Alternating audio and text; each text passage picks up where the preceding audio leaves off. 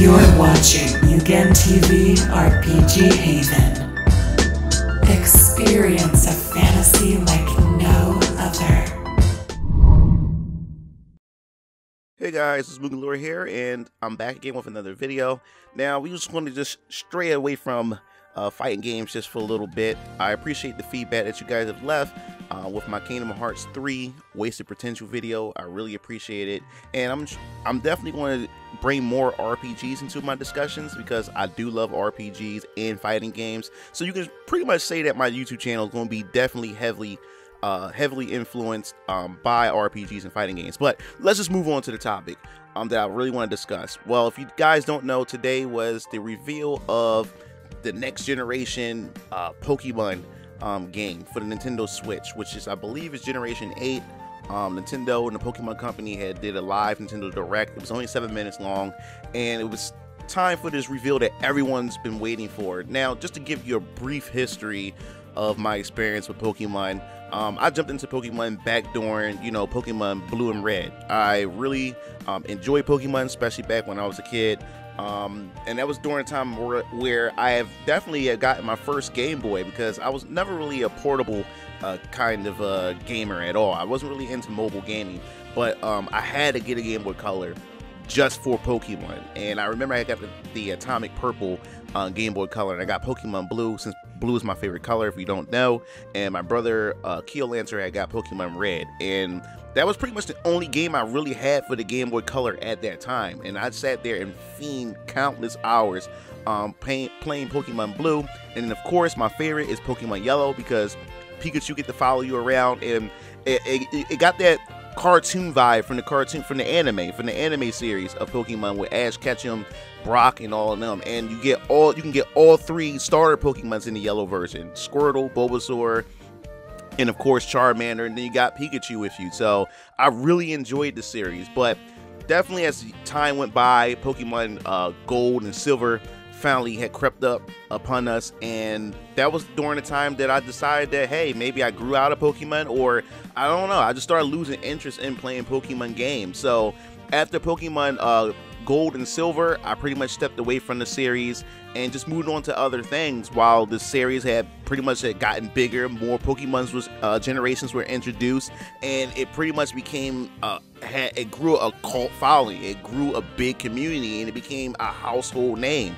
So after that, I decided, hey, why not give it a try again when Pokemon Ruby and Sapphire released on the Game Boy Advance. I had got a Game Boy Advance SP, and I had got my girlfriend at the time had got me Pokemon Sapphire, and I tried it, and I played a little bit of it, and I just really couldn't get into Pokemon. I just didn't know what it was, that I just couldn't get into it. And then we did get introduced to Pokemon Coliseum that had the RPG elements to it, and I thought that, hey, this would be the perfect time to get into it. This is something I've been waiting for, a console version of Pokemon, and it didn't deliver on that experience that the handhelds did, so I just stepped away, just didn't bother with it. And now here we are, we got the new reveal of Pokemon Sword and Shield, and I figured that, hey, this could be it. This could be the Pokemon experience that I've been waiting for, the next gen experience. And even before that, they announced Pokemon Go Pikachu in the Eevee edition, and I've seen that, and I'm like, well, there's not really much of a big difference or a big leap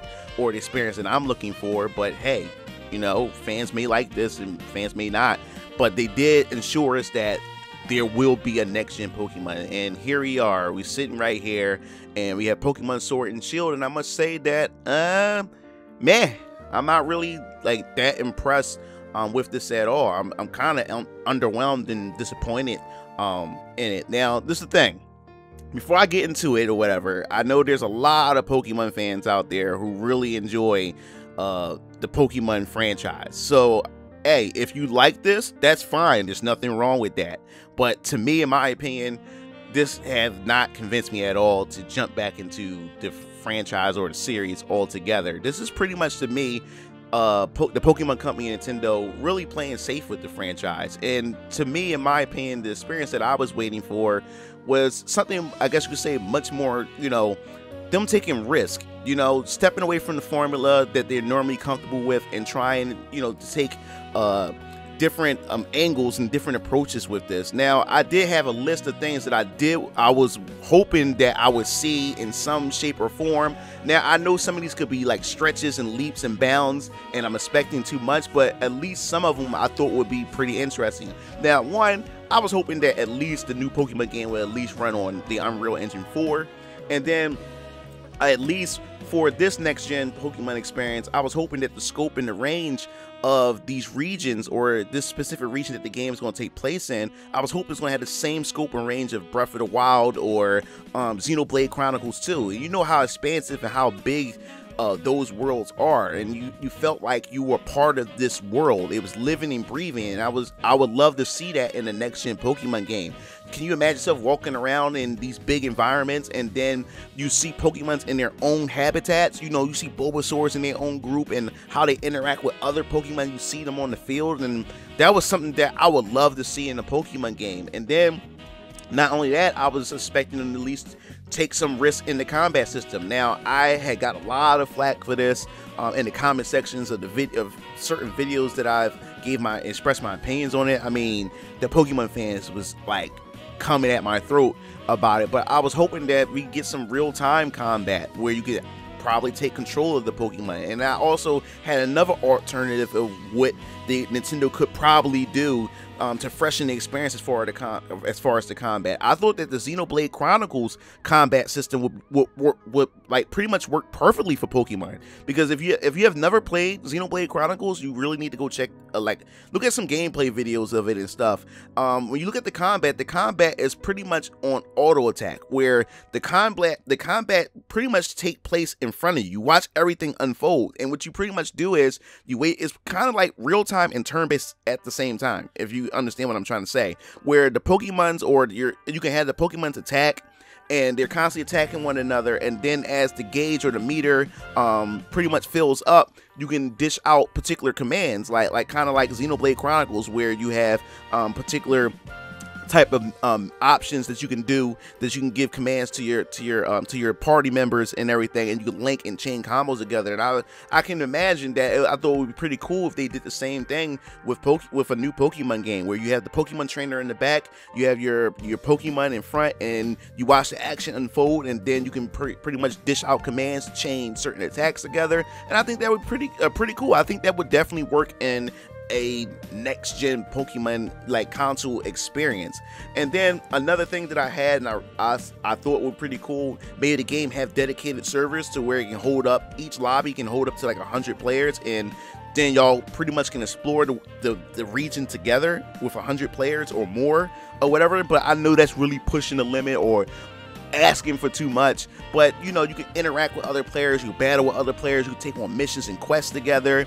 And can you imagine you can like accidentally run across a cavern or an underground facility that may have rare Pokemons in it, or you can see a tower off in the distance and it's like abandoned and haunted, and then you can literally travel there and you can find other players there exploring that same tower just as you, and you can either battle against other players or you can pretty much explore the tower together. I just think that would be pretty cool and everything. But as far as I'm concerned, the three starter Pokemons, I'm not gonna lie, to be honest, they look pretty cool. I'm not complaining about that. Now I know there's some fans in there that's not really impressed with the starters, but hey, I'm not gonna complain. I think that my favorite one, if I can remember, because I'm looking at the footage right now, I like that bunny, the rabbit, the flame one. I think he looks pretty cool. I probably would main him. I think he looks really cool. I definitely probably would main him if I was to play this game, or if I was to pick up this game. I think I would main him. But the only question is what do the evolve stages look like? And I know they're going to reveal a bit more of that later on as we get closer to E3 or whatever else they have waiting for us behind the scenes, which we're still curious and still on the fence about.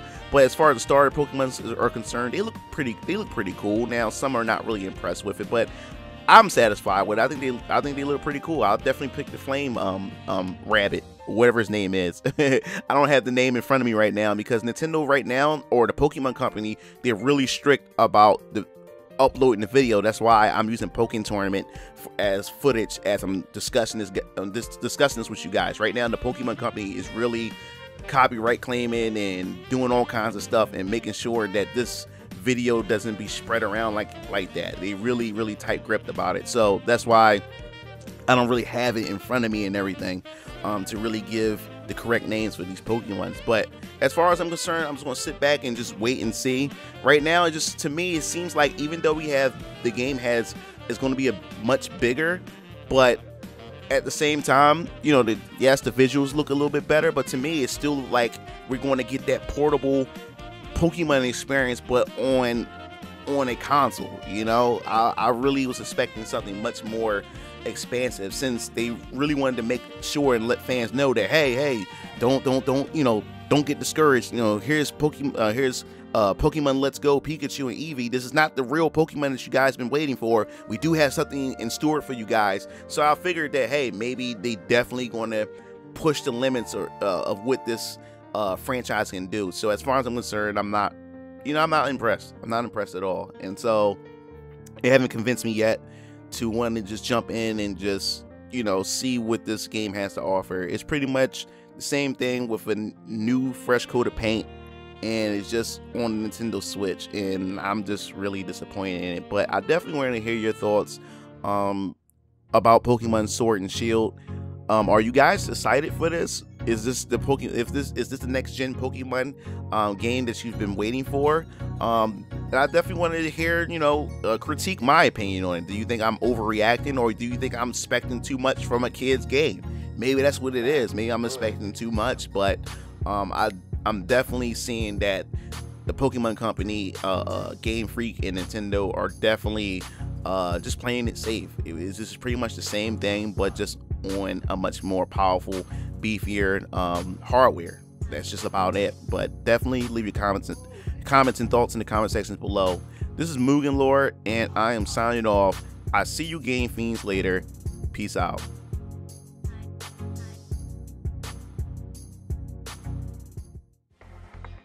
It looks like you reached the end of the video. Well, while you're at it, check out some of my other discussion videos by clicking on the annotations below, and don't forget to follow me on other social media platforms to stay up to date with future content. Signing off.